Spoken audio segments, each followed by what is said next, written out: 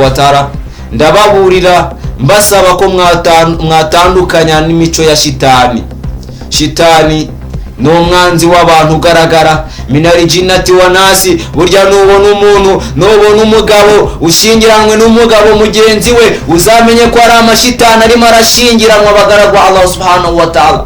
nta kindi bazabyara usibye ko bazabyara ijini rigenzi ryabo bagaragwa Allah subhanahu wa ta'ala. duhagaze he mu kubahiriza amategeko y'Uwiteka Allah subhanahu wa ta'ala, duhagaze he mu gutinya Allah subhanahu wa ta'ala. bagaragwa Allah intumwa n'abahanuzi baraje barigisha batanga ubutumwa nkuko ndi kubashira mu kinyarwanda mubakoye mu gitabo cya Allah subhanahu wa ta'ala muri surati Ashura, sura yitiriwe kujya inama. Ashura bainakum, kujya inama hagati yacu. ese inama tujya nizihe? ntabwo inama dukora ntabwo ari iz'ubugome, ntabwo ari izo kugambanira abantu, ntabwo ari izo guheza abantu mu minyururu, ntabwo ari izo kwica abantu bagapfira igihe cyabo kitaragera. inyamusesika Allahu bidurri farakashifaro ilahu wa yamusesika bi khairi fa huwa ala kulli shay'in qadir. bagaragwa Allah subhanahu wa ta'ala duhagaze mu kugandukira Allah subhanahu wa ta'ala. inama dukora ntabwo ese nizo kunga abantu, nizo kunga abantu. inama dukora nizo kubabarira abantu, nizo koroherana, nizo gufashanya, nizo gutabarana, nizo gushira imbaraga zacu hamwe, cyangwa inama dukora nizo gutatanya abantu. ese izo nama zo gutatanya abantu nta kindi nta wundi waba ziyoboye usibye kari shitani la'anatullahi alayhi. umwanzi w'abantu ugaragara ni shitani minari jinnati wa nasi, akorera mu bantu agakorera no mu majini. burya nubona ari khabithina wa khabithuna wa tayyibina wa tayyibati, abeza mu bagabo bakwiranye n'abeza mu bagore, n'ababi mu bagabo bakwiranye n'ababi mu bagore. nubona umukobwa ku mukobwa bagiye gushingiranwa uzamenye ko mu by'ukuri abo ari amashitani agiye gushingiranwa, ari amashitani bamaze kwandura uyu mwuka mubi w'amashitani. bagaragwa Allah subhanahu wa ta'ala ati yewe nabi Muhammad sallallahu alaihi wasallama basomere inkuru ya Ibrahim ubwo yabwiraga se n'abantu be ati ese ibi ni ibiki musenga? ibi bigirwamana, aya mashusho, aya masanamu, ngibi ngo nibyitiriwe ngo Yesu, ngibi ngo nibyitiriwe Bikira Mariya, ngibi ngo nibyitiriwe ngo Nasira, ngibi nibyitiriwe Yahutha, ibi nibyitiriwe Yahuka wa Nasira. ibi bigirwamana musenga ni ibya muhango ki? baravuga bati turagaragira ibishusho kandi tuzahora tubisenga, tuzahora tubyifashisha mu gusenga, tuzahora tubyifashisha mu kwambaza, tuzahora tubyifashisha mu kwiringira. umuntu agatinyuka ati Mariya mutagatifu umubyeyi w'Imana. Imana yaremye umuntu ari we Adamu, umwuzukuru we Mariyamu aza kubyara. Imana yaremye Adamu alayhi salatu wassalamu gute? afarata akiruna. Imana iremye umuntu ari we Adamu, hanyuma uyu Bikira Mariya aza kubyara Imana koko? Mariya mutagatifu umubyeyi w'Imana. subhanallah subhanallah subhanallah la ilaha illa Allah wahdahu la sharika lahu lahul mulku wa lahul hamdu wa huwa ala kulli shay'in qadir. abantu turirwa tugambanirana, abantu turirwa twicana, ubugome bwabaye ubugome, amahugu yabaye amahugu, ruswa zabaye ruswa, akarengane kabaye akarengane. bagaragwa Allah subhanahu wa ta'ala ntabwo tuzinjira mu ijuru tutabanje gukundana, ntabwo tuzakundana tutabanje kwemera amategeko y'Uwiteka Allah subhanahu wa ta'ala. Imana ni imwe, ni nayo iduha kumva no kubona, ni nayo iduha umwuka duhumeka, ni nayo utwambura. inna lillahi wa inna ilaihi rajiun. Ibrahim aravuga ati ese iyo mubisabye ibi bigirwamana, iyo mubisabye ese birabumva?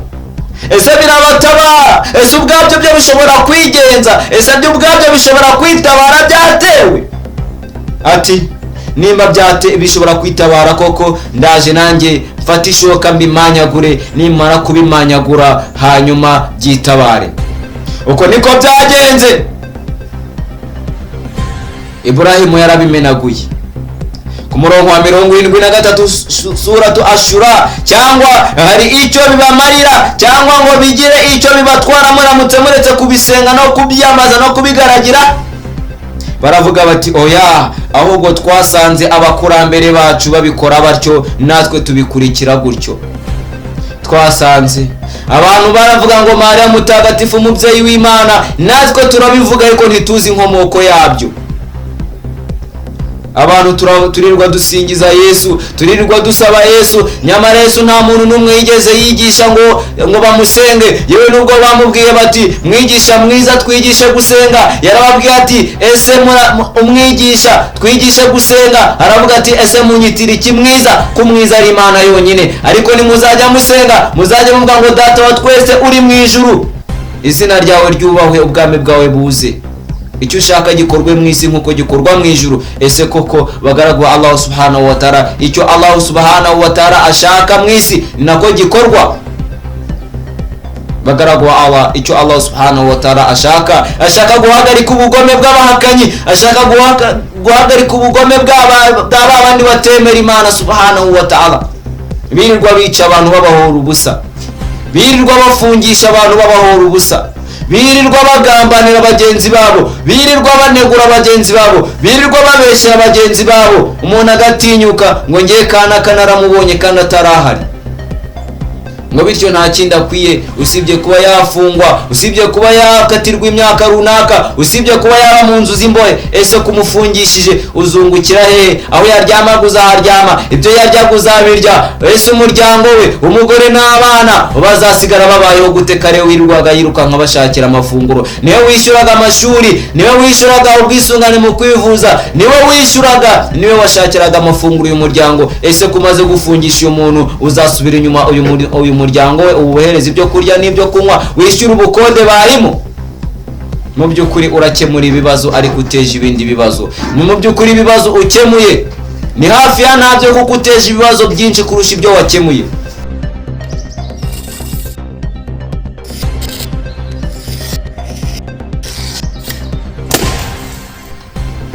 A'udhu billahi minash shaitanir rajim. Bismillahir rahmanir rahim. Alhamdulillahi rabbil alamin. Arrahmanir rahim, maliki yawmiddin. Iyyaka na'budu wa iyyaka nasta'in. Ihdinas siratal mustaqim. Siratal ladzina an'amta 'alaihim ghairil maghdubi 'alaihim waladdallin. Huwa alladhi arsala rasulahu bil huda wa dinil haqqi liyudhhirahu 'ala dini kullihi wa kafa billahi shahida. Muhammadur Rasulullah walladhina ma'ahu ashidda'u 'alal kuffari ruhama'u bainahum ila akhir aya. Dushime Nyagasani umuremyi w'ibiremwa byose, Allah subhanahu wa ta'ala, we waremye ibibonwa n'amaso yacu ndetse n'ibitabonwa n'amaso yacu, ariko tukaba tubizi ko biriho. Urugero nk'umuyaga, umuyaga urahuha, twese tukavuga ngo dore umuyaga urimo urahuha. Yewe hari n'igihe umuyaga uza ugatwara bimwe mu biri hasi, ari byo byitwa agashuruza, kakikaragana n'ibiri hasi kakabitumura hejuru mu kirere. Ibyo byose Allah subhanahu wa ta'ala aba ari ibimenyetso bye, atwereka ko isaha n'isaha natwe yaturimbura. Allah subhanahu wa ta'ala atubwira ati niwe wohereje intumwa Muhammadin sallallahu alayhi wa sallama, amuha umuyoboro n'idini bitunganye, idini rya Nuhu alayhi salatu wassalam, idini rya Ibrahim alayhi salatu wassalam, idini rya Yunus alayhi salatu wassalam, idini rya Zakariya alayhi salatu wassalam, idini rya Yahya alayhi salatu wassalam, idini rya Yesu alayhi salatu wassalam. Allah subhanahu wa ta'ala arabwira Nabi Muhammadin sallallahu alayhi wa sallam, amubwira ati huwa alladhi arsala rasulahu bil huda wa dinil haqqi liyudhhirahu ala dini kullihi wa kafa billahi shahida. Allah subhanahu wa ta'ala niwe waguhaye idini, niwe waguhaye umuco mwiza utunganye, aguha umuyoboro, aguha amategeko atunganye, liyudhhirahu ala dini kulihi, ngo bishyire hejuru y'ibindi byose. Amategeko ya Allah subhanahu wa ta'ala ajye hejuru y'ayandi mategeko yose. Umuco wo kwambara ukikwiza, umuco wo gusenga Imana imwe ujye hejuru y'indi mico yose, ujye hejuru ibindi bigirwamana byose. Umuco aba ari wo uganza, idini ryo gusenga Imana imwe itabyara, itabyarwa, itagize ikisa nacyo mu byo yaremye. Iryo dini aba ari ryo riganza, aba ryo risakara mu bantu, abantu basenge umuremyi wabo Allah subhanahu wa ta'ala. Kandi Allah subhanahu wa ta'ala wakafa billahi shahida, Allah subhanahu wa ta'ala aba umuhamya ku butumwa yahaye izo ntumwa.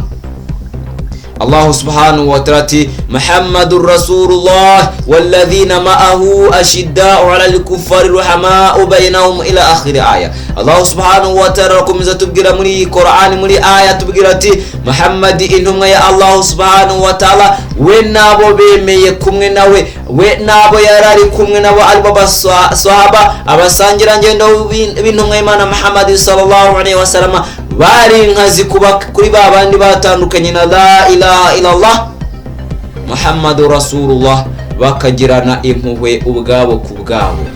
Bavandimwe wa Islam, ubumwe bwanyu nk'abayisilamu, ubumwe bwacu nk'abayisilamu, unity yacu ya Kiislamu iri hehe bavandimwe wa Islam?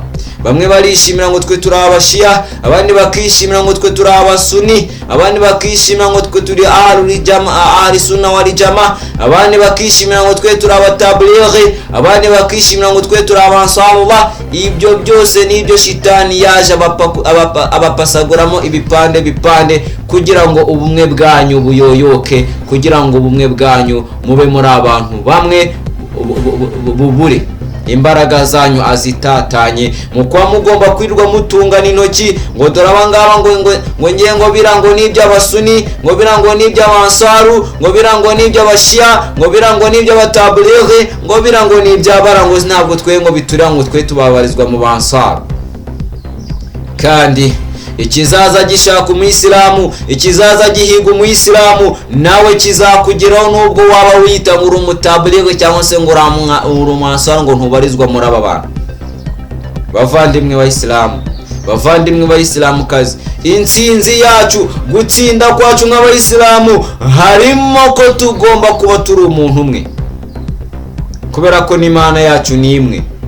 Ariko kubera ko abantu benshi bagenda bakurikira irari ry'imitima yabo, kubera ko abantu bagenda bakurikira uburyohe bwo muri iyi si, kubera ko abantu bagenda bakurikira amarangamutima yabo, kubera ko abantu bagenda bakurikira intambwe za shitani, bisanga bari shitani yamaze kubapasaguramo ibipande.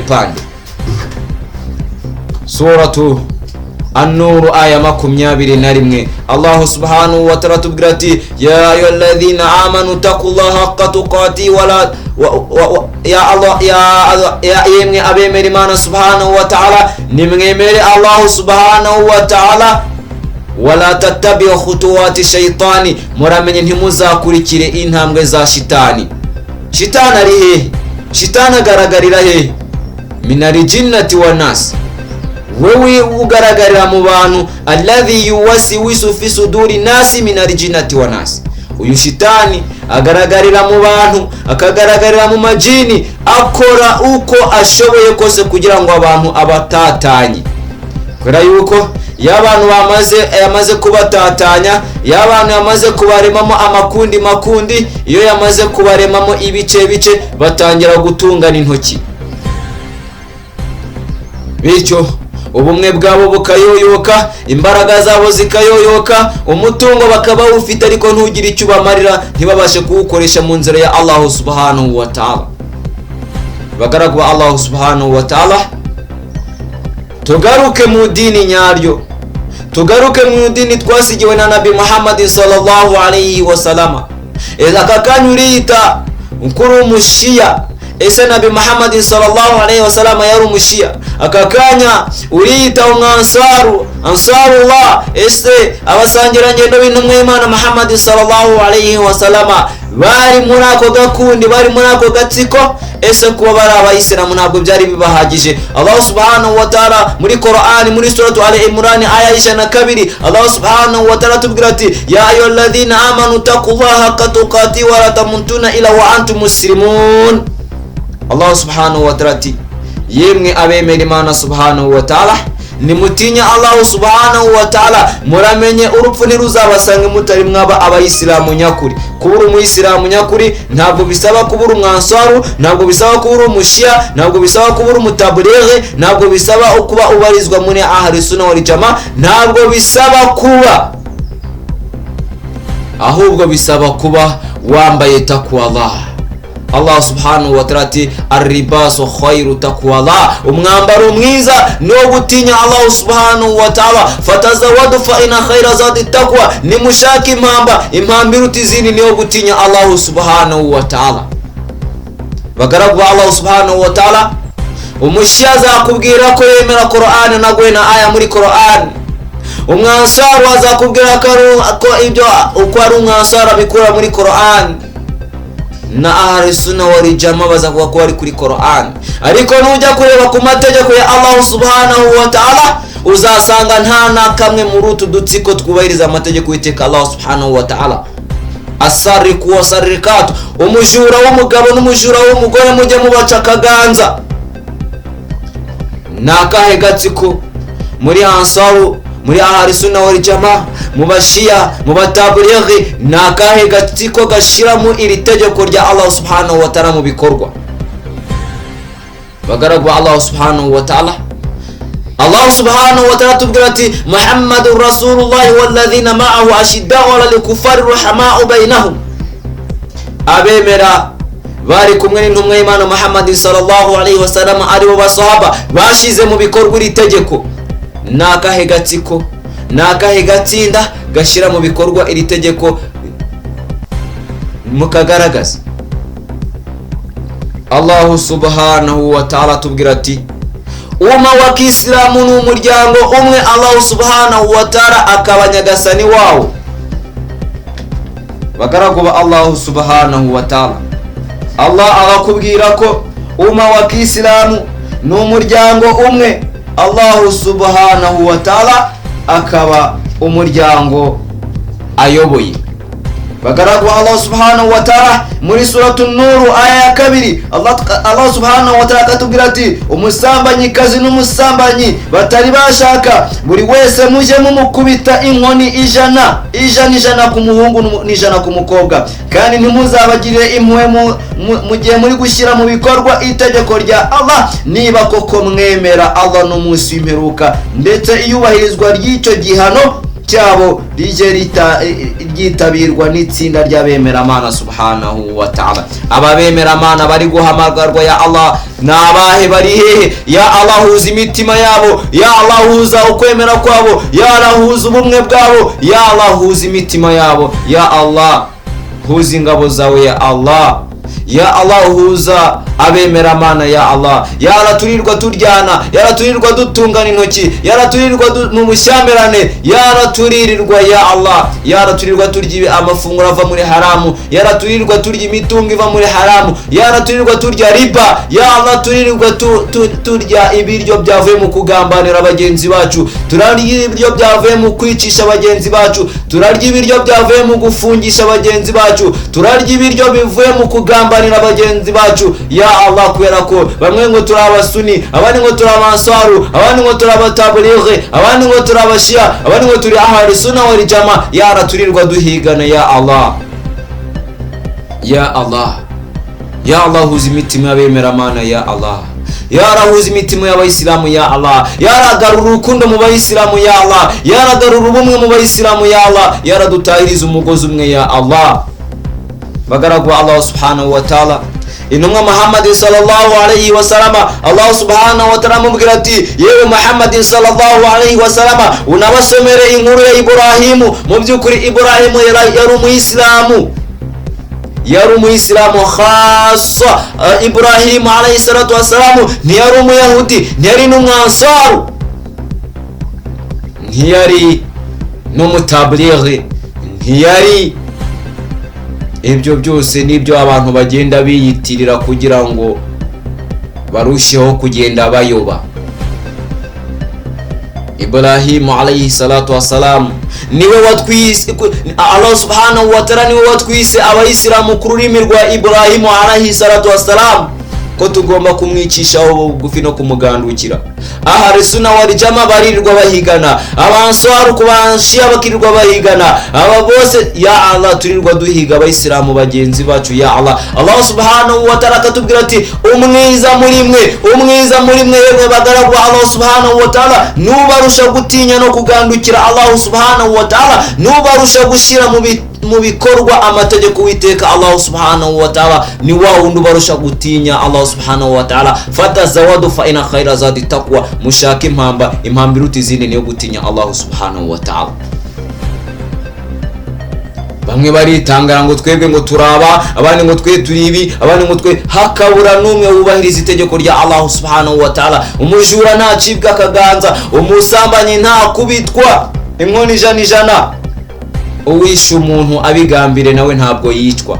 Amategeko ya Allah subhanahu wa ta'ala twayigize urunyego, twayagize igikinisho, twayagize Qur'ani, twayagize igikinga kidukingira, aho twirirwa dusoma Qur'ani kubera kiri mu rurimi rw'icyarabu, abantu bakabatumva ubusobanuro bw'icyarabu, ngo bumve ibyo dusomera muri za mimbari, bumve ibyo dusomera mu misigiti. Bityo baramutse basobanukiwe n'aya mategeko, baramutse basobanuye inyungu iva muri aya mategeko, mu by'ukuri bayakurikira, ntabwo bakongera gukurikira amategeko bashirirwaho batora batazi yaturuka bagaragwa Allah subhanahu wa ta'ala. Allah subhanahu wa ta'ala tubwira ati ayahsabu insanu ayutraka suda, ese umuntu atekereza ko twamuremye gutyo gusa ntitwamuhereza amategeko amutegeka namubuza amategeko agomba kugenderaho. Uyu muryango Allah subhanahu wa ta'ala, umuryango w'abantu, ese Allah subhanahu wa ta'ala yarawuremye ntiyawuha amategeko agomba kugenderaho kugira ngo uyu muryango utungane? Umujura n'umujurakazi muramutse mubaciye ikiganza, ninde mujura wakongera kwiba yakwibisha iki? Ikiganza mwagikuyeho. Uyu mujura wirirwa yirukankana amatelefone y'abandi ayashikanuza abantu, akaganza mwagakuyeho, akarenge mwagakuyeho, yakwirukankisha iki bagaragwa Allah subhanahu wa ta'ala? Yakwirukanka ajya he? Ibyo byose impamvu ashikanuza akirukanka nuko abizi neza ko amaguru yari mazima ari gukora, nuko abizi neza ko amaboko yari mazima ari gukora. Niyo mpamvu hirya no hino turumva ngo abantu barategera abantu mu nzira bakabacuza utwabo, bakabambura amatelefone yabo, abakobwa bagafatwa ku ngufu. Ya Allah, ya Allah, ya Rahman, ese aba bantu baramutse baciwe ibiganza, baramutse baciwe ibirenge, bakongera kwirukankana amatelefone y'abandi, bakongera kwirukankana imitungo y'abandi, bakongera gufata abagore ku ngufu, bakongera gukora urugomo, ya Allah, abantu basuzumye iri tegeko bakaritora kuko ni itegeko ribereye abajura n'abajurakazi, ni itegeko ribereye abasambanyi n'abasambanyikazi. Uyu mwana w'umukobwa bamukubise inkoni 100, umuganda ugaterana bakamukubita inkoni 100. Ese uyu mukobwa yakongera gufungura amaguru ye ngagiye gusambana? Ese nibamara gusambana nizihe ngaruka zirimo? Abantu bati mureke abantu bisambanire nta kibazo. Ese abana bazavamo bazaba bande? Abo nibo bari kwirirwa biba amatelefone y'abandi, abo nibo bari kwirirwa bafata abagore ku ngufu, abo nibo bari kwirirwa bashikanuza imitungo y'abantu, abo nibo bari kwirirwa bakora urugomo abantu. Aba bana bazaba bande? Abana baturutse muri zinzira z'ubusambanyi bazaba bande? Uyu mwana w'umukobwa n'umwana w'umuhungu baryamanye, baterana inda, bamaze guterana inda, umwana w'umuhungu baramufunga, umwana w'umukobwa arasiga. Kuki bose batabafunga? Kandi Allah subhanahu wa ta'ala yavuze ngo umusambanyi n'umusambanyikazi bose mujye mubakubita inkoni 100. Nuko ngo n'umusambanyi n'umusambanyikazi nimba bigaragaye ko basambanye bose niba bafunge. Ariko se birubahirizwa? Ariko se birakorwa? Allah subhanahu wa ta'ala ati yewe nabi Muhammad sallallahu alaihi wasallam basomere inkuru ya Ibrahimu. Mu byukuri Ibrahimu yari uwicisha bugufi anagandukira Allah subhanahu wa ta'ala. Allah subhanahu wa ta'ala umuremyi w'ibiremwa byose aramutavushije izuba rikaka, ubutahumbya, ubutazima, imyaka iri mu mirima ikumiramo, ibigori bikuma bitarageza igihe cyo gusarurwa, twabimaze ikibagaragu Allah subhanahu wa ta'ala. Nimba tudashaka gukurikira itegeko rya Allah subhanahu wa ta'ala, Allah subhanahu wa ta'ala agushije imvura ijoro n'amanywa bikagwa ubutazahagarara, ninde wakamye imvura bagaragu Allah subhanahu wa ta'ala? Allah subhanahu wa ta'ala aramutse ategetse ko amazi ari hasi mu butaka azamuka akajya hejuru mu kirere, imyuzure ikaba imyuzure, ibiza bikaba ibiza, ninde wakuraho iki cyago Allah subhanahu wa ta'ala yaba duteje bagaragu Allah subhanahu wa ta'ala? Bagaragu Allah subhanahu wa ta'ala dusabe nyagasani ibiremwa byose. Ese turi tayari kuba twasaba ubusabe bwacu Allah subhanahu wa ta'ala akabwakira? Allah subhanahu wa ta'ala yakiriye ubusabe bwacu gatoya, tugasaba Allah subhanahu wa ta'ala kumva iduwa yacu, akumva ubusabe bwacu akabwakira, kuko turi mu bamutinya, kuko turi mu bamugaragira, kuko turi mu bigisha kalima la ilaha illa Allah wahdahu la sharika lahu lahul mulku wa lahul hamdu wa huwa ala kulli shay'in qadir. والذي أرسل رسوله بالهدى ودين الحق ليظهره على الدين كله ولو كره المشركون. Allah subhanahu wa ta'ala niwe wohereje intumwa n'abahanuzi, abahereza umuyoboro, abahereza idini, abahereza amategeko, abahereza umuco bitunganye bimeze neza, ngo abishyire bijye hejuru y'ibindi byose, kandi nubwo bitashimisha babangikanyamana, babandi birirwa bambaye ubusa, babandi bagenda mu muhanda bambaye ubusa, nyamara no mu mutwe wabo nta kintu kibereyemo. Dufite abantu benshi, abantu baragenda bambaye agakariso n'agashati mu muhanda nta kibazo, ariko umuntu wambaye akikwiza muri sosiyete yabaye ikibazo. Bagaragu ba Allah subhanahu wa ta'ala, uwambaye ubusa itegeko yarikuye kuri nde? Yarikuye kuri shitani la'natullahi alayhi. Nta muntu n'umwe wari mutegetse, ahubwo ni shitani wamutakiye kugenda yambaye ubusa mu bantu, kugira ngo abantu bamwifuze, kugira ngo abagore bagenda bambaye ubusa mu muhanda, ni ukugira ngo abagabo babararikire babifuze babasambanye. Ni uburyo bwo gukwirakwiza ubusambanyi. Nta ucuruza iduka rye yafunze, nta soko na rimwe ricuruza rikinze, n'abantu bacuruza imibiri yabo kugira ngo abagabo bayishidukire, barebe ibyo bibero byabo, barebe ayo matako yabo, barebe ayo mabere yabo, babifuze. Nibamara kubifuza, ese abantu bagiye bakwifuza wa mukobwa wambaye ubusa, bose bakagira icyo cyifuzo, bose ni kuri bwahazi ibyifuzo byabo. Abo ngabo nibo bahindukira bagafata abana ku ngufu, abo nibo bahindukira bagafata abasazi ku ngufu, bagafata ababana n'ubumuga ku ngufu, abo nibo bahindukira bagafata ababyeyi babo ku ngufu. Nyirabayazana yabaye nde? Nyirabayazana yabaye wa wundi ugenda yambaye ubusa, wa wundi ugenda yambaye ubusa. Aba bantu bakamwifuza nyamara ntibamubone, abantu bakifuza imibonano mpuzabitsina kuyikorana nawe ariko nyamara ntibamubone. Uwo ni shitani urimo arabatakira ikibi. Aba ni amashitani ari kugenda yambaye ubusa. minal jinnati wa nasi alladhi yuwaswisu fi suduri nasi minal jinnati wa nasi. Shitani ugaragarira mu bantu no mu majini, shitani ushishikariza abantu, we winjiza ibishuko mu bituza by'abantu. alladhi yuwaswisu fi suduri nasi minal jinnati wa nasi. Bagaragu Allah subhanahu wa ta'ala, duhagaze he mu kwigisha abantu agaciro ko kwambara bakikwiza? Duhagaze he mu kwigisha abantu agaciro ko gukurikiza amategeko y'Uwiteka Allah subhanahu wa ta'ala? Asariku wasarikat, umujura n'umujurakazi bibye ari ingeso, barabigize umuco. Mujye mubaca akaganza n'akarenge imbusane, azongera kwirukankana imitungo y'abantu akoresheje iki? Allah subhanahu wa ta'ala ati umusambanyi n'umusambanyikazi mujye mubakubita inkoni ijana kandi habe hahagariwe itsinda ry'abemeramana ariryo rihagarara iryo shyirwa mu bikorwa ry'icyo gihano. Ariko se ni bande bari bakubita izi nkoni ijana? Kusanga abirirwa babasambanya ari bo bakagombye gushyira mu bikorwa iryo tegeko. Allah ati habe hariho itsinda ry'abemeramana rihagararira icyo gihano kiri gutangwa. Ni bande abo bemeramana bari hehe? Abemeramana nabahe? Ni ba bandi baciye ukubiri n'ubwo busambanyi, bagenda barinze ubwambure bwabo, bagenda bahisha ubwambure bwabo, bagenda bubitsa amaso yabo batareba ibyo Allah subhanahu wa ta'ala yabaziririje.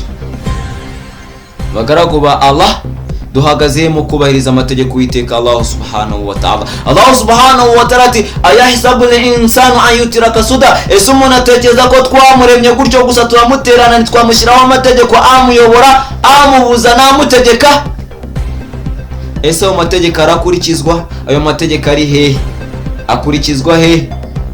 Umuntu ariba, yamara kwiba yibye ibigori 5 bakamuhanisha kumufunga imyaka 2. Muri iyo myaka 2 bakamugaburira imirima y'ibigori yose isigaye mu murima. Uko muri gereza nta handi bazamutungisha ibigori. Ibi bigori uyu muntu wari wibye ko yari yibye ibigori 5 cyangwa se 10 cyangwa se agafuka k'ibigori, hanyuma muri iyi myaka 2 azarya ibigori bingana iki? Ibyo bigori bizaba biteye imirima ingana iki? Bizaba bisaruwe mu mirima ingana iki? Bagaragu ba Allah subhanahu wa ta'ala, duhagaze mu kubahiriza amategeko y'iteka Allah subhanahu wa ta'ala. Takwa Allah, umwambaro mwiza no gutinya Allah subhanahu wa ta'ala. Allah subhanahu wa ta'ala akatubwira ati fatazawadu fa ina khaira zadi taqwa. Nidushaka impamba iruta izindi niyo gutinya no kugandukira Allah subhanahu wa ta'ala. Aribasu khairu taqwa Allah, umwambaro mwiza no gutinya Allah subhanahu wa ta'ala. Kiraman katibina ya'lamuna ma taf'aluna. Allah subhanahu wa ta'ala washizeho mubaruzi, washizeho abamalayika kugira ngo babarure ibikorwa byacu. Kiraman katibina ya'lamuna ma taf'aluna, bazi ibyo dukora, ibyo twakoreye ku mugaragaro, ibyo twakoze twihishasha, ibyo twarindeye ku ijoro rigera ngabo rwo tubyitabira ibyo bikorwa bya shitani la'anatullahi alayhi. Ijoro iyo riguye abantu nibwo babonye umwanya wo kujya gukora ubwangizi, nibwo babonye umwanya wo kwitwikira amajoro bakajya kwiba, abandi bakajya gusambana, abandi bakajya kwica. Ibyo byose Allah subhanahu wa ta'ala bikandikwa mu bitabo byabo bagaragu. Hanyuma yawo muri kiyama ishimashita fa ina kalimauti, buri wese niyishimisha uko ashaka, buri wese niyinezeza uko ashaka, ariko azirikane ko atazatura nk'umusozi. Yewe n'imisozi Allah subhanahu wa ta'ala atubwira ati icyo gihe nikigera cy'urubanza Allah subhanahu wa ta'ala azayiritura. Allah subhanahu wa ta'ala azongera isi ayisize, kwa katubwira ngo iyi misozi yarishimangije ari imbago zishimangiriye isi kugira ngo idahungabana, itajegajega. Allah ati tuzongera tuyishwanyaguze, nitumara kuyishwanyaguza isi twongeye tuyigira imbuga nsa, utabona hikoni, utabona hazamuka, utabona hamanuka, tuzongera tuyiringanize. Abantu bose bazapfa. Allah subhanahu wa ta'ala akavuga ati kullu nafsin dha'iqatul mauta, icyaremwe cyose kizapfa.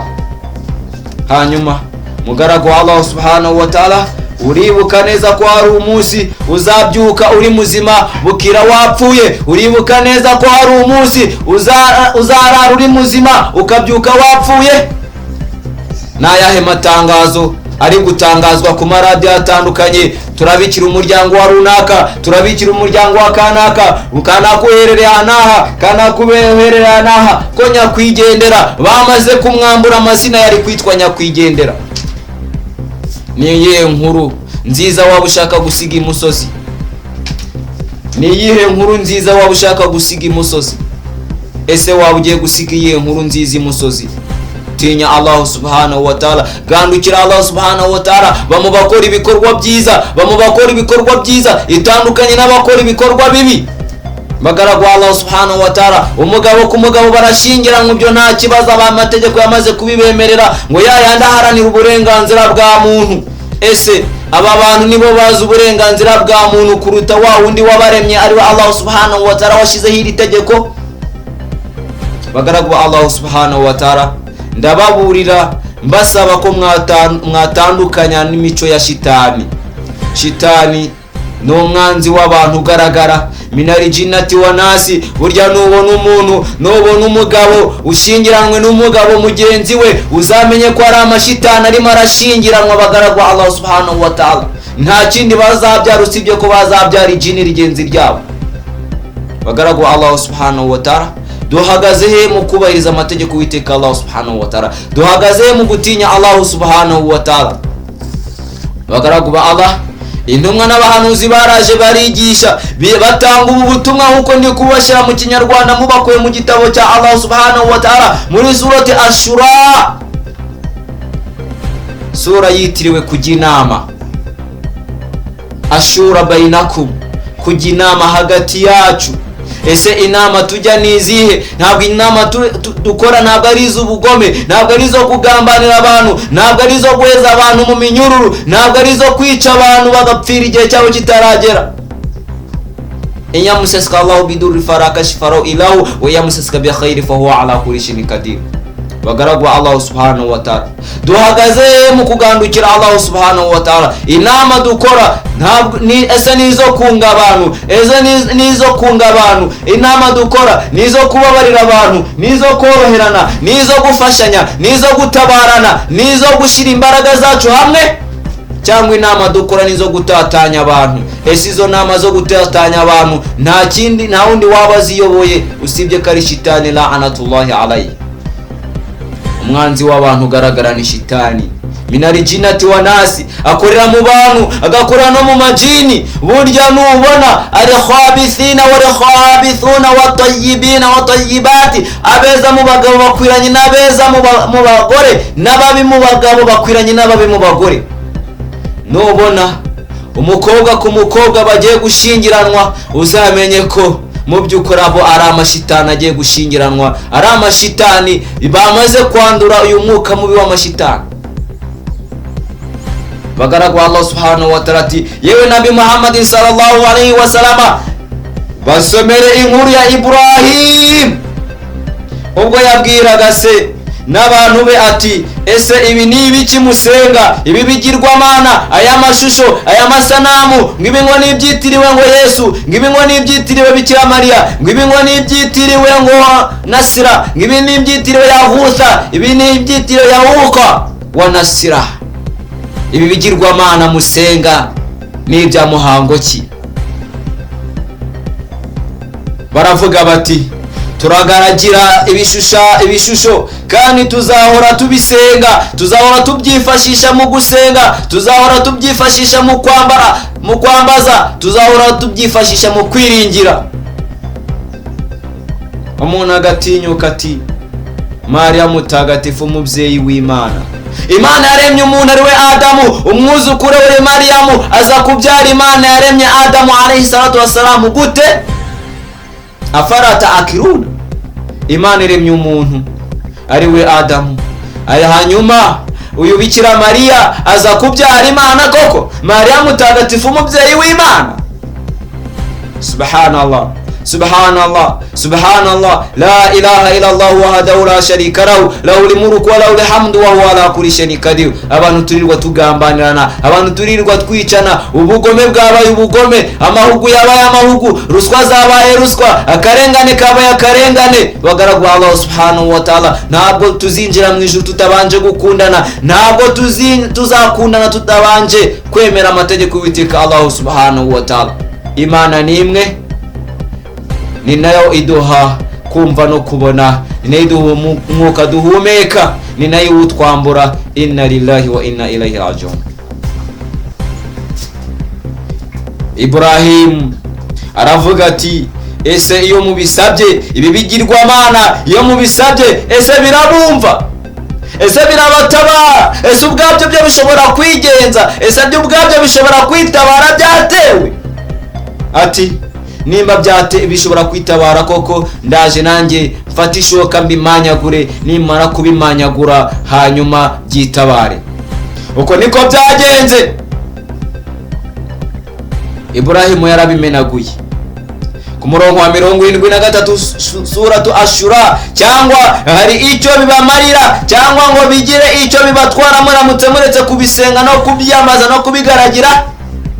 Baravuga bati oya, ahubwo twasanze abakurambere bacu babikora batyo natwe tubikurikira gutyo. Twasanze abantu baravuga ngo Mariya mutagatifu umubyeyi w'Imana, natwe turabivuga ariko ntituzi inkomoko yabyo.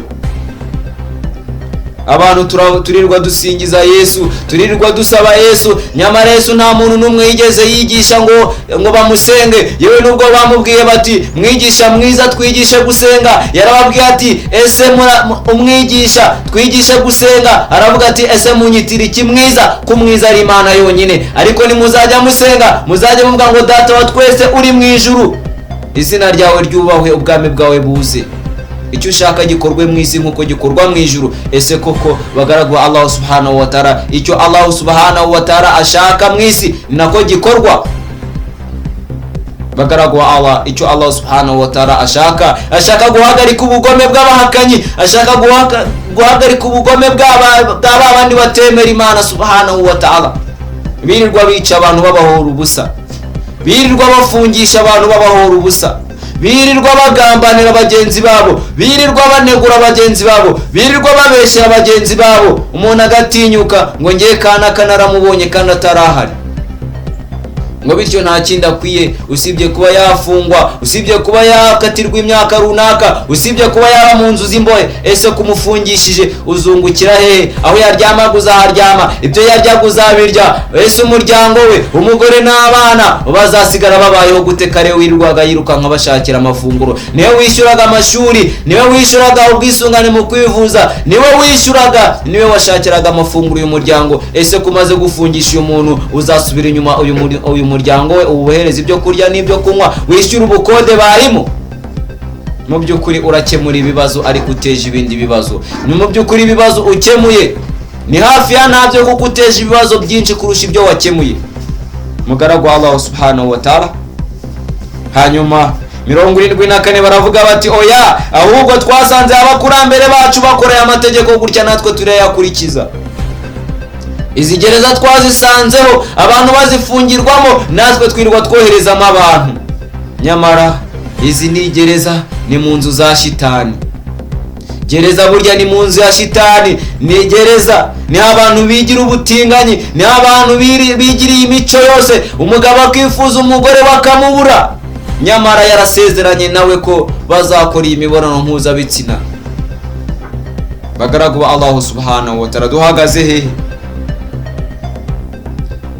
Ibrahim aravuga ati ese ntimutekereza kubyo musenga mwe n'abakurambere banyu abo hambere naba muri iki gihe? Mu by'ukuri ibyo musenga ni abanzi banjye, sinshobora kubisenga, ahubwo ndabimena ndabimanyagura. Mu by'ukuri ngewe nsenga Nyagasani umuremyi w'ibiremwa byose, we wandemye akaba ari nawe unyobora, akaba ari nawe wabaremye, ariko mukamumubangikanya n'ibigirwamana n'ibiremwa bye.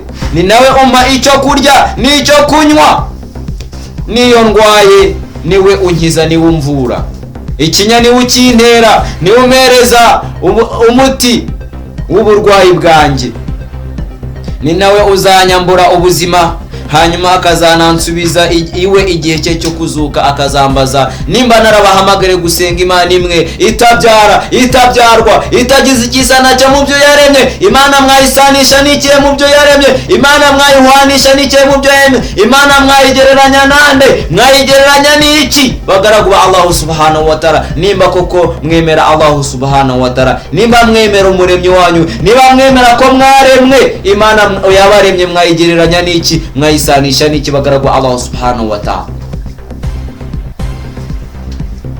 Bagaragu ba Allah subhanahu wa ta'ala arababwira ati kandi niwe niringiye ko azambabarira ibyaha byanjye ku munsi w'imperuka, akangiza, akantabara, akandokora ibihano by'umuriro wa Jahannam. Nyagasani mpa kugira ubumenyi bwo kugusobanukirwa ndetse n'ubuhanuzi ya Allah. Mbwira abantu banjye, mburira abantu ko bagomba kwirinda no kwitandukanya no kwigomeka nawe ya Allah subhanahu wa ta'ala. Kandi uzampuze n'abagaragu bawe b'intungane, nanjye mbe mu ntungane, mbe mu bakora ibikorwa byiza, mbe mu bakugandukira, mbe mu basiga inkuru nziza imusozi, ya Allah yewe muremye ibiremwa byose. Kandi umpe kuzavugwa neza mu bazaza nyuma yanjye. Twese turavuga tuti Ibrahimu, tukongeraho ngo alayhi salatu wassalam, Allah subhanahu wa ta'ala amwishimire, amuhe amahoro n'imigisha abimuhundagazeho. Ibrahimu ati unanshyire mu bazazungura ijuru ryuje inema, arijana firidausi, umunezero w'igihe cyose, umunezero udashobora gukama. Uzandinde mu bazaba bari mu mubabaro ari wo muriro wa jahannama ubuziraherezo. Unababarire data kubera ko atazi ibyo akora, kuko mu by'ukuri ari mu bantu bayobye. Kandi ntuzankoze isoni ku munsi ibiremwa byose bizazurwa, umunsi imitungo n'urubyaro bitazagira icyo bimarira nyirabyo, umunsi imodoka nziza ugendamo itazagira ikikumarira, umunsi inzu nziza uryamamo umunsi itazagira icyo ikumarira. Zirikana ko hari umunsi uzayisohorwamo bakagushyira muri serikeri bakakujyana Rusororo n'ahandi. Zirikana ko hari umunsi uzatandukana n'umuryango wawe, uzatandukana n'umugore wawe, ugatandukana n'umwana wawe, kandi bose ubakunda, bakagenda bakagushyingura, ariko nta n'umwe uzaguma aho ngaho. Bazagusiga aho ngaho wenyine, bigendere bajye kugukaraba, batangire barya imitungo yawe, batangire barya amafaranga yawe, batangire binezeze, batangire bakora ibyo bashaka mu mitungo yawe. Nyamara waranze gufasha imfubyi, waranze gufasha abakene, waranze gufasha abapfakazi, waranze gufasha abafite ibibazo, waranze kwishyurira abana amadeni, waranze kubakira abantu ngo bakure mu bukode. Zirikana ko hari umunsi uzabazwa, thumma latus'aluna yawma idhin 'ani na'im. Hari umunsi uzabazwa inema wahawe n'iki wazimajije, wazikoresheje iki, wazimajije iki, wasize iyihe nkuru nziza imusozi, wateye ikihe giti, wubatse irihe shuri, wubatse irihe vuriro, wubatse uwe musigiti, wakoze ikihe gikorwa cyiza mugaragu wa Allah. Umutungo Allah subhanahu wa ta'ala yagutije wawukoresheje ute? Ibrahimu alayhi salatu wassalam arakomeza aravuga ati usibye gusa uzagera kwa Allah subhanahu wa ta'ala afite umutima usukuye uzira kubangikanya Allah subhanahu wa ta'ala n'icyo ari cyo cyose, kandi ijuru rizegerezwa abagandukira Allah subhanahu wa ta'ala, n'umuriro uzagaragarizwa abayobye. Hanyuma babandi banyamujya iyo bijya, haina haulai, batazi iyo bava niyo berekeza. Bagaragwa Allah subhanahu wa ta'ala nuko babwirwe bati ibyo mwajyaga musenga biri hehe? Babandi mwasabaga ngo Mariya mutagatifu umubyeyi w'Imana wajya udusabira twebwe turi abanyabyaha, ngo ngaho ni mumuhamagara azabasabire gukurwa muri uwo muriro. Bagaragwa Allah subhanahu wa ta'ala. Allah subhanahu wa ta'ala ati usabwa n'usaba bose ni abanyantege nkeya, nimusabe Allah subhanahu wa ta'ala umuremyi w'ibiremwa byose, niwe ufite icyo yabamarira. Bagaragwa Allah subhanahu wa ta'ala. Bya bindi bitari Allah subhanahu wa ta'ala ntibishobora kubatabara cyangwa ngo byitabare byo ubwabyo, maze bo ndetse n'abayobye bajugunywe mu muriro bacuramye kubera ko baranzwe no kubangikanya Allah subhanahu wa ta'ala. Ibrahimu alayhi salatu wassalam ntiyigeze asenga y'amashushanyo, ntiyigeze asenga amasinamu, ntiyigeze yewe n'ikimenyimenyi yarabifashe arabimanyagura. Amaze kubimanyagura, inama y'abaminisitiri, inama y'abadepite irateranwa iyobowe na Namuruza la'anatullahi alayhi, umuvumo w'Imana ube kuri we. Nta kindi bamukatiye usibye ko bamukatiye urwo kumujugunya mu muriro. Hanyuma Allah subhanahu wa ta'ala aramutabara. Ibrahim alayhi salatu wassalam avuga ati ndetse n'ingabo za Ibilisi za shitani zose muzajyana mu muriro, zo zabashutse, zo zabijeje ko ibyo ngibyo abakurambere banyu basengaga, ibyo basenga ari ibyo mugomba gusenga no kugaragira, byose muzinjira mu muriro mucuramyemo, kubera ko mwaranzwe no kubangikanya Allah subhanahu wa ta'ala. Hanyuma nibagera muri uwo muriro abayobye bazawugwamo, nibamara kubugwamo aba bayobye bazavuga bati batongana bavuga bati ku izina rya Allah rwose twari mu buyobe bugaragara ubwo twabasengaga, ubwo twabaresheshanyaga na Allah subhanahu wa ta'ala, ubwo twabizeraga hamwe na Allah subhanahu wa ta'ala, ubwo twabafatikanyije na Allah subhanahu wa ta'ala mu kubasaba no kumubizera no kubumva no kubumbira mu mwanya wo kumva no kumvira Allah subhanahu wa ta'ala tukigomeka. Ubwo twabaresheshanyaga na Allah, ubwo twabaresheshanyaga na nyagasani w'ibiremwa byose, tukavuga ko muresha, tukavuga ko mungana, tukavuga ko ari Imana imwe mu Mana eshatu, kandi nta kindi batuyoboye mu by'ukuri batuyobeje inzira igororotse, nta bandi batuyobeje batari babandi b'inkozi z'ibibi. None nta buvugizi dufite,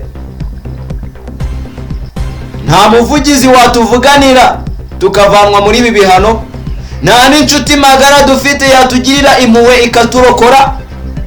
Iyaba twagiraga amahirwe yo gusubira ku isi maze ngo tube mu bemeramana bakora ibikorwa byiza, basiga inkuru nziza imusozi, bakosora amakosa twakoze. Ese mugaragu wa Allah, kuki urindiriye uwo munsi kugera aka kanya wakosoye ibitagenze neza, wakoze tauba, wakwicuje, wahindutse, ukaba umuntu mwiza, ukaba umuntu muzima, ukaba umuntu wumvikana, ukaba umuntu ufasha, ukaba umuntu utabara, ukaba umuntu ugira ibikorwa byiza ukora mugaragu wa Allah?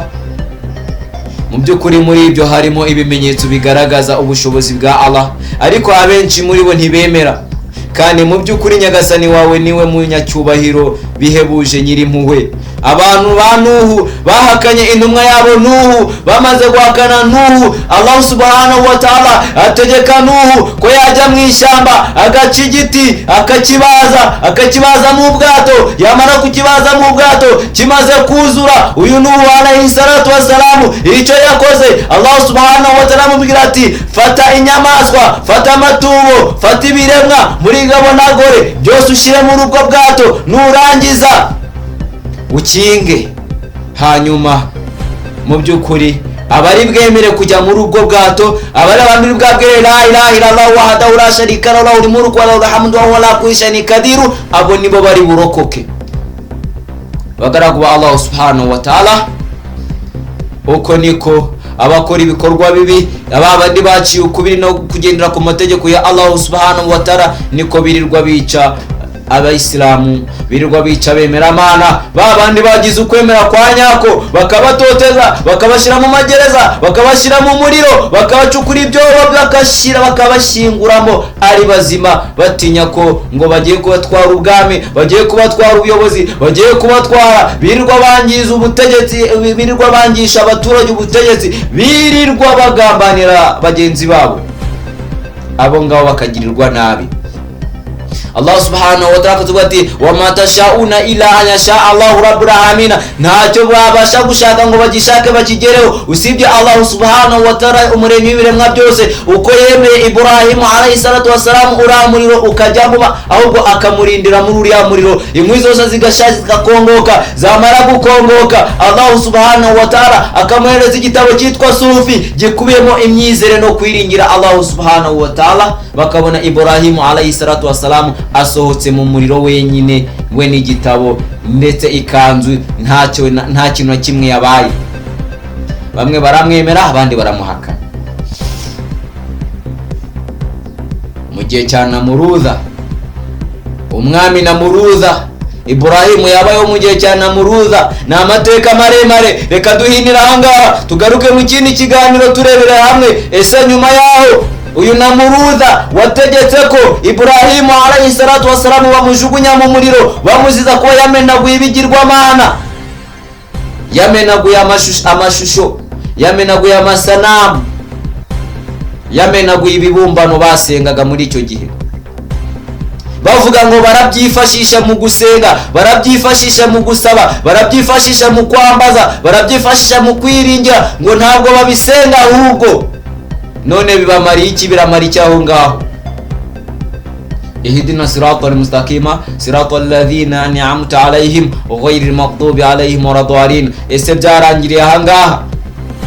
Bagaragu Allah subhanahu wa ta'ala, nuko icyakurikiyeho nuko uwo munsi Iburahimu ubwo yajyaga kureba Namuruza akamubwira ati yewe Namuruza ndaguhamagarira gutegekesha amategeko ya Allah subhanahu wa ta'ala no kumwemera. Namuruza yabaje Iburahimu alayhi salatu wassalam ati ese yewe Iburahimu, ese iyo Mana umpamagarira ayo mategeko, iyo Mana inshiraho amategeko mu gihugu cyanjye, iyo Mana ishyiraho amategeko mu gihugu cyanjye ikavuguruza yanjye n'Imana bwoko kikora ibiki ntakora? Iburahimu alayhi salatu wassalam aramubwira ati Imana ngo hamagarira gukoresha amategeko no kuyemera no kuyizera no kuyisaba no kuyitinya, irica ikanakiza. Namuruza aramubwira ati yewe Namuruza, mu by'ukuri nanjye ndica ngakiza. Namuruza niko yasubije Iburahimu alayhi salatu wassalam. Arangije uyu Namuruza ahamagaza imfungwa ebyiri, arangije imfungwa imwe arayica, iyindi arayirekura. Abaza Iburahimu ati yewe Iburahimu, urabibona neza ko nanjye nica nkakiza? Hanyuma Iburahimu alayhi salatu wassalam abwira Namuruza ati ibyo ngibyo wishe umuntu w'inzira karengane, wakubwira ngo umusubize ubuzima ntiwaba umusubiza, wakubwira ngo Allah subhanahu wa ta'ala akura ikizima mu cyapfuye, n'icyapfuye agakuramo ikizima. Reba itegereza ikigori kirabanza kigapfa mbere yuko kizamuka kigaheka ihundo ririho impeke 5. Umwumba turabanza ukuma mbere yuko uzamuka ukazana amababi, hanyuma hasi hakaza imyumbati. Igitoki kirazamuka nyuma hakazamo ibishyimbo, birabanza bikabura nyuma hakazamukamo imiceri, irabanza ikabura nyuma hakazamukamo ibirayi, birabanza bikabura nyuma hakazamukamo imigozi, murayitera hakazamo ibijumba. Allah subhanahu wa ta'ala akura icyapfuye ikizima n'ikizima akagikuramo icyapfuye. Nawe uyu muntu uramwisha ariko ntiwabasha kugira ute, ntiwabasha kuba wamusubiza ubuzima. Hanyuma Namuruza abaza Iburahimu alayhi salatu wassalam ati Namuruza, ese hari ikindi gikorwa Imana ikora njyewe ntakora? Iburahimu alayhi salatu wassalam aramubwira ati Allah subhanahu wa ta'ala, mu by'ukuri Allah subhanahu wa ta'ala akura izuba iburasirazuba akaryerekeza iburengero bwaryo, dore ryageze iburengero bwaryo, ngaho rigarure iburasirazuba. Hanyuma Namuruza aramubwira ati ibyo ngibyo reka tuzashireho umunsi, reka dushireho umunsi tuzahurira hamwe, duhamagaza abagore n'abagabo, abasaza n'abakecuru, abana, abakuru n'amatungo, byose bihure ku kibuga kimwe. Hanyuma uhamagaza ingabo za Allah subhanahu wa ta'ala, wowe n'ingabo zawe, nanjye nzana igisirikari cyanjye, hanyuma duhangane. Bagaragu ba Allah subhanahu wa ta'ala, icyakurikiyeho nuko uyu nguyu Iburahimu alayhi salatu wassalam basezeranye uwo munsi. Umunsi ugeze, Namuruza azana igisirikari cye, agihereza ingabo, agihereza ibikoresho, agihereza intwaro ziteguye kurwana n'ingabo za Allah subhanahu wa ta'ala. Umunsi ugeze, bageze ku kibuga babona Iburahimu alayhi salatu wassalam araje. Amaze kuza babona ari wenyine, kubera ko amaso yabo atabasha kubona ingabo za Allah subhanahu wa ta'ala, kubera ko ingabo za Allah subhanahu wa ta'ala ntiwabasha kuzibonesha amaso yawe, kubera ko ntiwabasha kubona umuyaga n'amaso yavuga ngo dore umuyaga nguyu, usibye kubona ibiti biri kunyeganyega, amababi arimo aranyeganyega, ibintu birimo biraguruka, ntiwabasha kubona umuyaga n'amaso yawe. Allah subhanahu wa ta'ala aguteje umuyaga, ninde wawukumira? Nuruhe rukuta rwawe ukumira ko narwo rwahirima abagaragu ba Allah subhanahu wa ta'ala? Bagaragu ba Allah subhanahu wa ta'ala, kubera iki mutiringira ngo mwizere Allah subhanahu wa ta'ala? Hanyuma barangije babwira Namuruza abwira Iburahimu alayhi salatu wassalam ati ingabo zawe ziri. Iburahimu alayhi salatu wassalam aramusubiza ati ingabo zageze hano mbere yuko muhagera, zari zihari. Batahubwo tegura, tangiza umurwano, nimba koko witeguye kurwana n'ingabo za Allah subhanahu wa ta'ala. Namuruza akimara gutangiza umurwano, haza imibu irumagura abasirikari ba Namuruza la'anatullahi alayhi. Hanyuma bamaze gutsindwa bose bari gutemagura ya mibu, mu mwanya wo gutema umubu ahubwo bagatema bagenzi babo ubwabo baratemana. Hanyuma umubu wari wacitse, ibaba wari wakomeretse, winjira mu izuru rya Namuruza. Iyo mibu minini yinjira mu izuru rya Namuruza. Wari uyoboye iyo mibu winjira mu izuru rya Namuruza. Umaze kwinjira mu izuru rya Namuruza, hanyuma Namuruza aritsamura biranga ngo gusohore biranga. Ako ni akantu gato cyane. Allah subhanahu wa ta'ala ati ntabwo dutinya, ntabwo tugira isoni zo gutanga urugero rw'umubu winjiye mu izuru rya Namuruza. Umaze kwinjira mu izuru rya Namuruza, uramuzengereza, wikaragira mu gihorihori, wikaragira mu ruhanga rwe. Hanyuma Namuruza icyakurikiyeho nuko baratashe. Bamaze gutaha, yanze kwemera, yanze kuva kwizima ko yatsinzwe. Ageze mu rugo iwe, ageze iwe ibwami, abaturage bazanaga ibirego ibwami. Icyo bakoraga nuko kugira ngo abumve, babanzaga gufata inkweto bagakubita mu gihorihori cye kugira ngo uyu mubu utuze. Igihe abanze kubikora akabica, abanze kubikora agategeka ko bicwa. Igihe kiragera, babona ko nta yandi mahitamo, ko ntacyo kibamariye, bamuhurizaho inkweto, bose baramukubita inkweto mpaka apfuye. Ngurwo urupfu rwa Namuruza. Urashaka guhangana na Allah subhanahu wa ta'ala, urashaka guhangana n'Imana, urashaka kwigomeka ku mategeko ya Allah subhanahu wa ta'ala. Allah subhanahu wa ta'ala yinjije umubu mu izuru ryawe, ninde wawusohora mu bagaragu Allah subhanahu wa ta'ala? Allah subhanahu wa ta'ala afunze hasi yawe, harawucishamo ibyo wariye. Kujya kumusarana akabihagarika, ninde wabikurekura mugaragu wa Allah? Allah subhanahu wa ta'ala ahagaritse umwuka wawe, ninde wawugusubiza? Allah ati n'ikimenyimenyi, ese nta bantu bapfa muri mwebwe? Bapfa bakomakomeye, bapfa bafite amafaranga, bapfa barinzwe, bapfa bafite ingabo zibari iruhande, nyamara ntizibasha kubatabara iyo Allah subhanahu wa ta'ala agennye igihe cyo kubakura ku isi. Waba ugiye gusiga inkuru imusozi? Mugaragu wa Allah subhanahu wa ta'ala, ni iyihe nkuru nziza ushaka gusiga imusozi? Mugaragu wa Allah subhanahu wa ta'ala, thumma ratusaluna yawma idhin 'anil na'im. Ni ikihe gikorwa cyiza umaze gukora ugiye gusiga imusozi? Uvuze aka kanya ndamutse mpfuye, Allah subhanahu wa ta'ala aramutse antwaye, namaze kubakira abantu imihanda, namaze kubakira abantu imisigiti, namaze kubakira abantu amashuri, namaze kubakira amavuriro, namaze kubakira abantu amazu meza, abapfakazi narabubakiye, imfubyi narabubakiye. Allah subhanahu wa ta'ala aramutse antwaye, nagenda ngiye guhembwa. Subhana rabbika rabbil izzati amma yasifun wa salamun ala al mursalin walhamdulillahi rabbil alamin. Assalamu alaykum wa rahmatullahi wa barakatuh.